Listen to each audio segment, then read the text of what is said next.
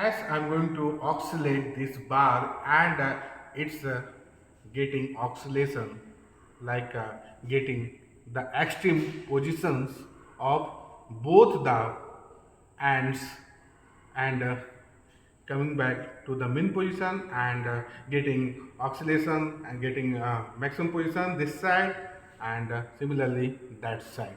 So what we learn from this experiment, can we say our life is like pendulum? Yeah, we can say our life is a bundle of happiness and sorrowness. Sometimes we are happy, sometimes unhappy. We are getting something, we enjoy, we lose, then we got disappointed. So from this experiment, we can see that after every darkness there is some hope, the positives. And for that we need to work hard. We have to believe in ourselves.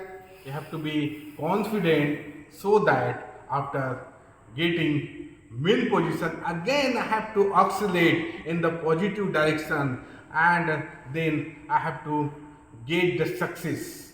Means suppose there is a failure and success. So success, after failure one may get success and can enjoy the life